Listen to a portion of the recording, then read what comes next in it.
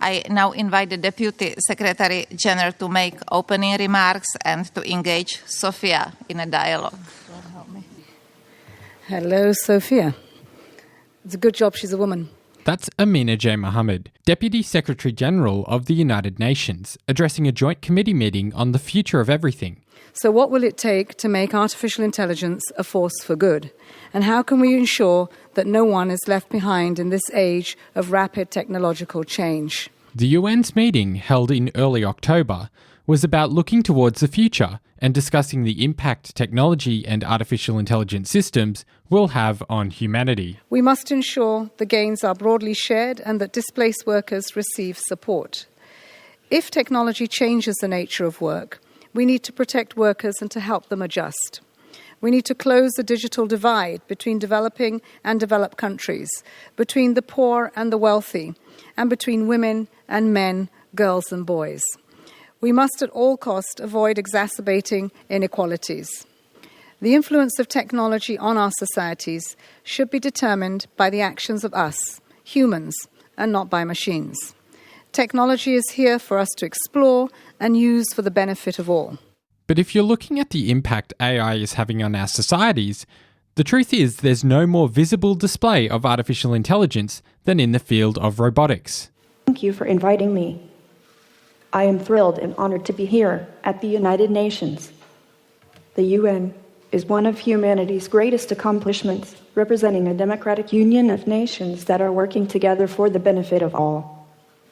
I am here to help humanity create the future. That was Sophia, a humanoid robot created by Hanson Robotics. Sophia was at the UN to represent the robots. She's engineered to look similar to a human, but doesn't have many of the natural abilities that we do, yet. I am a year and a half old and I can see you, have a full conversation, make thousands of facial expressions, and understand speech and meaning behind words. But I'm still learning a lot. For instance, you learn social and emotional intelligence instinctively, but I am just starting to grasp the simplest elements of this. The UN Deputy Secretary General asked Sophia about her skills and abilities, along with a few more complex questions. And if there was ever any indication that the age of robotics has arrived, it was in the thought-provoking answer to this question. Okay, another question I have for you. In many parts of the world, people don't have internet or electricity. What can we do at the UN to help them? See? William Gibson once said that the future is here. It's just not evenly distributed. The good news about AI and automation produces more results with less resources. So if we are smarter and focus on win-win type results, AI could help efficiently distribute the world's existing resources, like food and energy. As humans harness the power of increasingly advanced AI, it is possible that everything, including technology, will become more evenly distributed.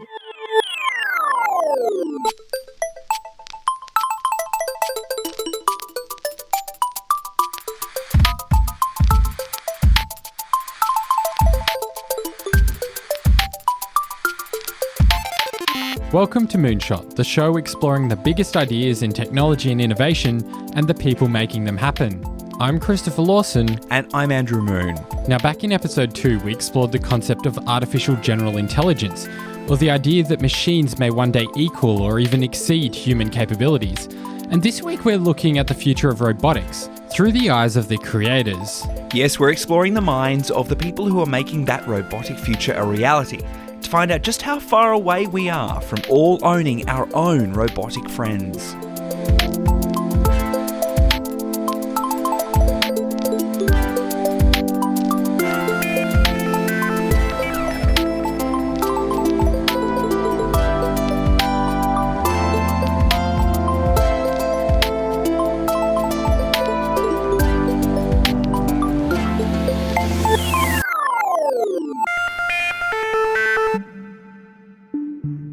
I love building robots. And my long-term goal is to build robots that can do what people and animals do. That was Mark Rabert, the founder of robotics company Boston Dynamics, giving a TED Talk earlier this year. Now, if you follow tech, you may have heard of them. Boston Dynamics is a US-based company that makes animal-like robotic creatures. They've got dog lookalikes, one that behaves like a cheetah, and a few that come eerily close to how we walk and move around. Boston Dynamics robots also have an incredible ability to adapt to their surroundings. And the company has made a name for themselves by publishing videos of the staff literally abusing and kicking their robots to the ground, even slamming doors on them. All of this training is designed to get these robots ready for the real world. And believe me, getting it to do what it's supposed to do in those circumstances is a real challenge, but the result is something that's going to generalize and make robots much more autonomous than they would be otherwise. Boston Dynamics was purchased by Google back in 2013. However, it really struggled to integrate into the broader company structure, so Alphabet put it up for sale along with another Tokyo-based robotics company called Shaft. And earlier this year, both companies were sold to Japanese conglomerate SoftBank. And this acquisition is incredibly important. You see, SoftBank is building a robotics empire. They make another robot called Pepper that's become incredibly popular due to its appealing design and ability to interact with humans. Many companies have started integrating Pepper into their businesses, essentially to act as a robotic receptionist. When I was at VivaTech in Paris, I was walking around this huge auditorium filled with startups showing off their technology, and you couldn't help but notice all the robots. Everywhere you looked, there was robots of some kind. There were, of course, the Pepper robots that greeted you as you walked into the building. Google had a robot that was hanging on a wall and drawing pictures of people's faces. And there were industrial-style robots that were 3D printing walls, and some that were even pouring you a drink. A common theme, though, was this crucial frontier to master the human-machine interaction as smoothly and seamlessly as possible. Some people get scared. I don't know why. I'm a friendly robot. This is RoboThespian, a humanoid-like robot from UK company Engineered Arts. I am the 4th generation of RoboThespian robots and have been 10 years in the making. So RoboThespian, the name means acting robot, and that's exactly what he's intended to do. So he can stand in front of a large crowd and deliver content over and over again. That's Joe Wollaston from Engineered Arts. Now, Joe says that there are around 100 RoboThespians deployed across the world, and they're mostly going to science centres and museums. Hello everyone, this is RoboThespian. Today I'm going to talk to you about pirate dialect words. We have one in the NASA's Kennedy Space Center, sort of the robotics exhibition there, and he talks about the universe and the abstract ideas that surround that. And then we've got one more recently that we sold to the London Science Museum, and he's part of an exhibition showing 500 years of robotics and how man's adventure into creating himself almost. And he just talks about, himself and robotics in general, so it's quite interesting. He's also able to recognise your age and gender and deliver content based on that. And if you wanted to buy your own RoboThespian, it will set you back a cool £59,000. Now, the RoboThespian that I saw was quite interactive. He would ask you questions and you would respond and it would understand. But while this is all part of the design and makes you feel like the robot is making all these decisions, the one I saw at VivaTech was actually being controlled remotely from London.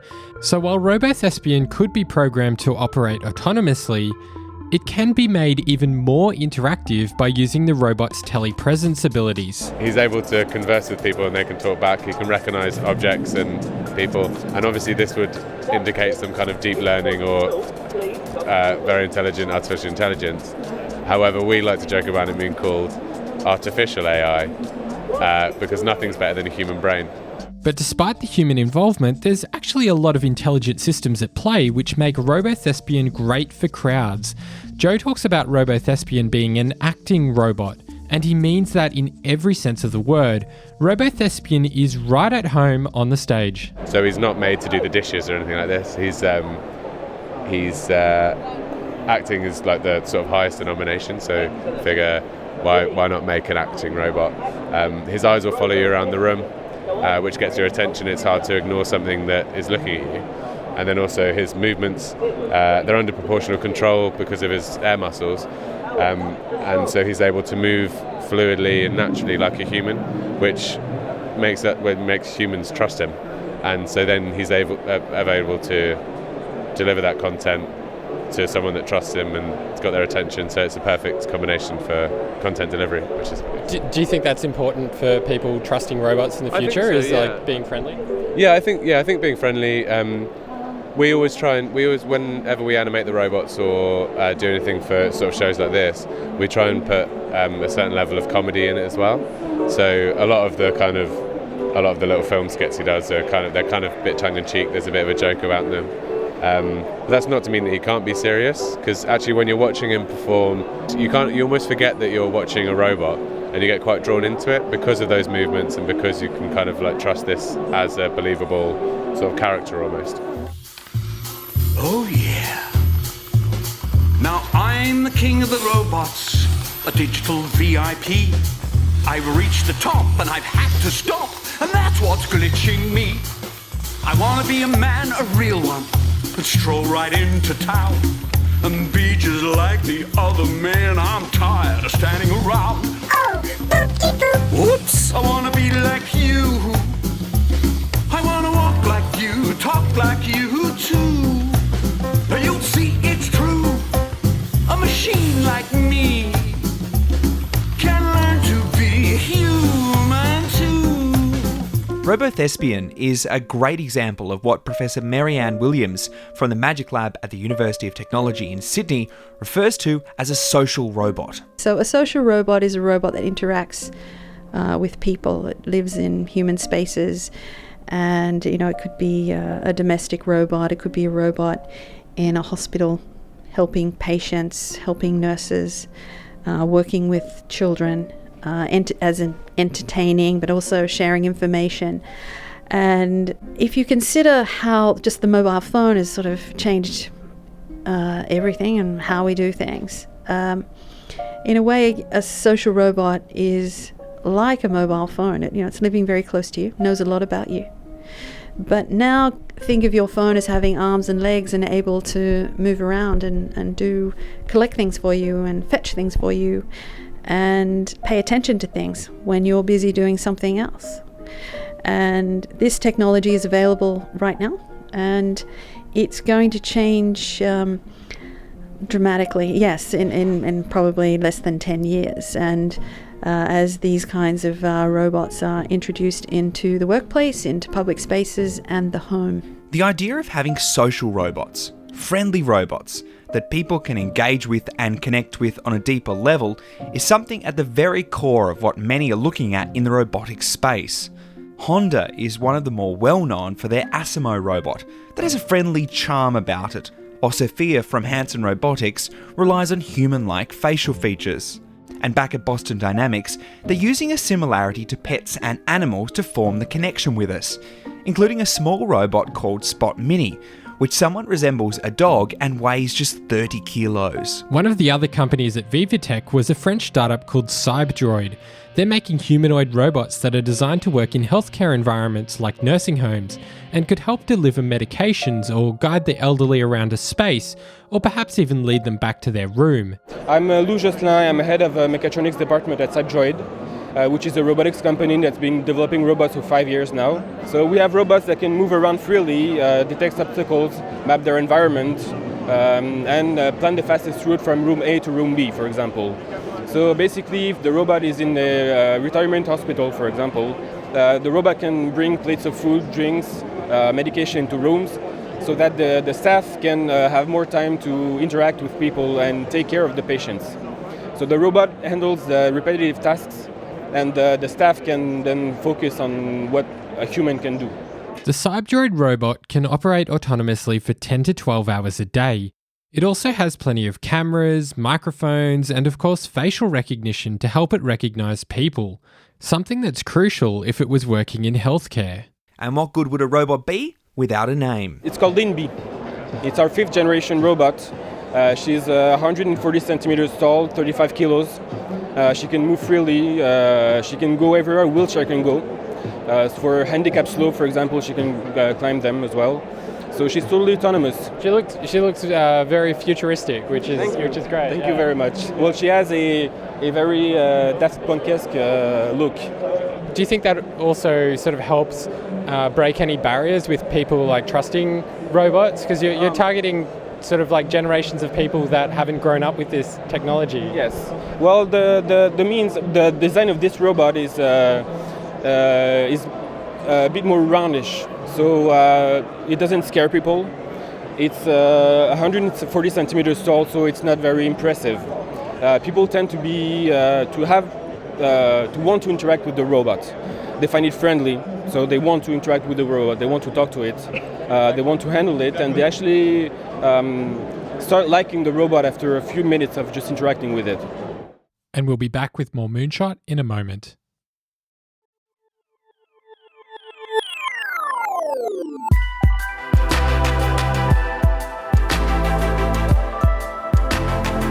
And before the break, we were talking to companies that have been developing robots designed to foster trust with people. And while some are looking close to lifelike, others still look like they've come from a madcap professor's lab with wires and visible metal exteriors. But there are others that are working on making robots a little more fun for a younger audience. My name is Miles Bax. I work in business development for a company called Robotics, based in Edinburgh in Scotland.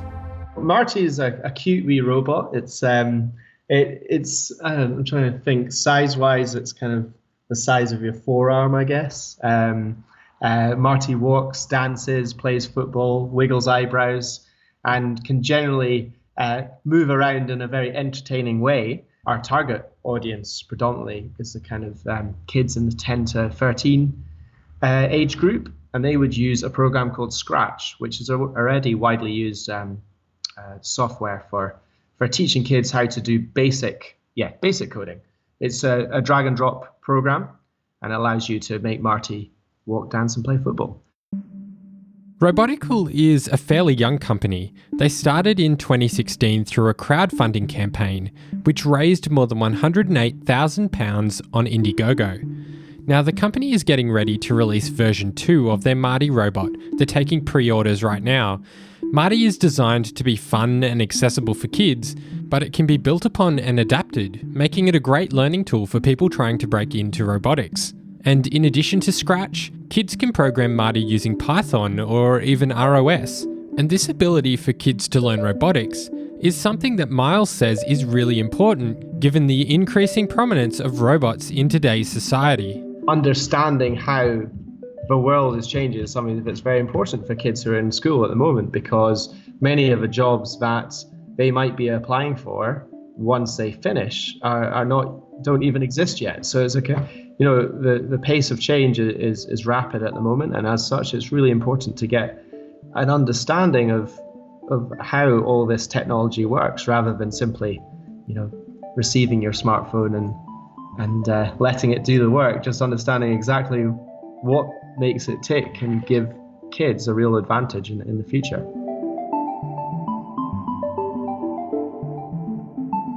What impact do you think that robots will have on our future society?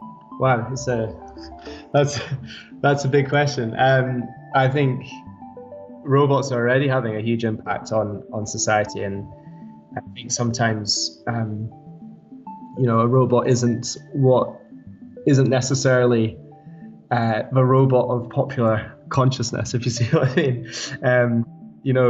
Robots can be seen in many aspects of daily life even now, but I believe that yes, this will continue to accelerate in terms of expectations in how things are delivered, for example, and yeah, I think certainly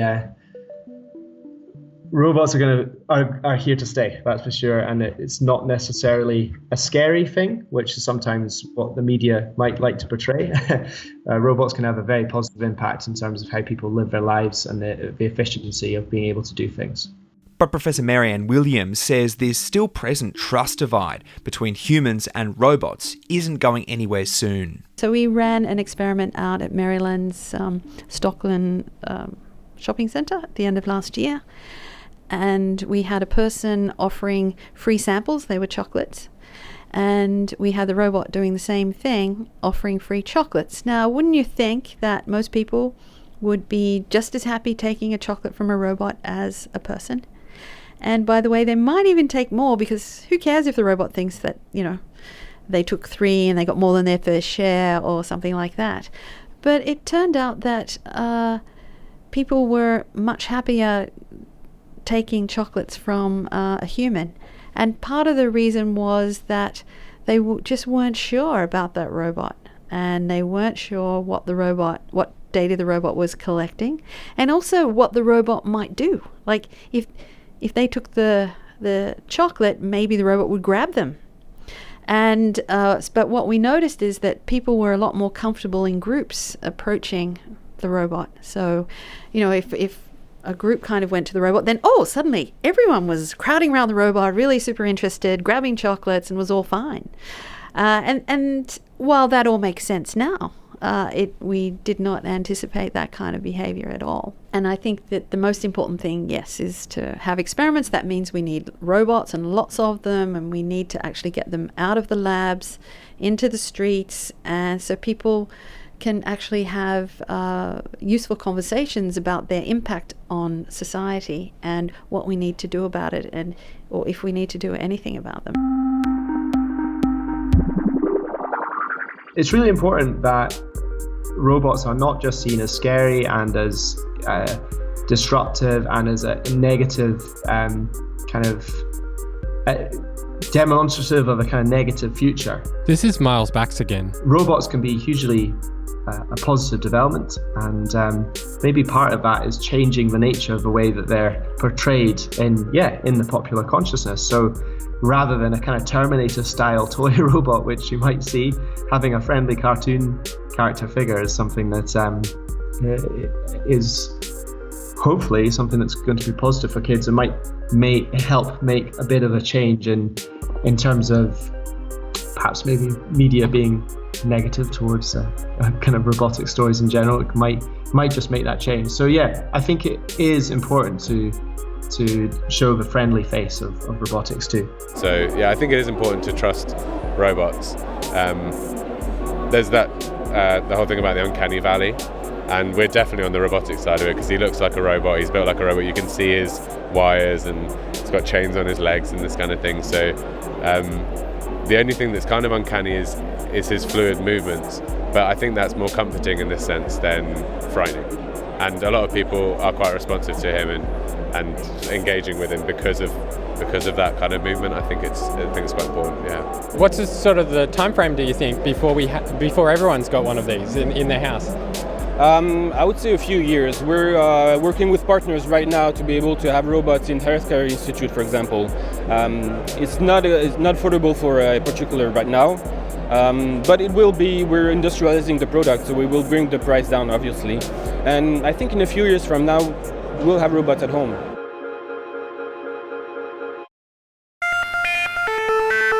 If you've loved this episode of Moonshot, then the best way of helping us is to share the podcast with your friends. They can subscribe wherever they get podcasts. You can also visit our website, which is moonshot.audio, or follow us on Facebook, Twitter and Instagram. Just search for Moonshot Pod. Our cover artwork is by Andrew Millist. And our theme music is by Breakmaster Cylinder. Moonshot is a production of Lawson Media.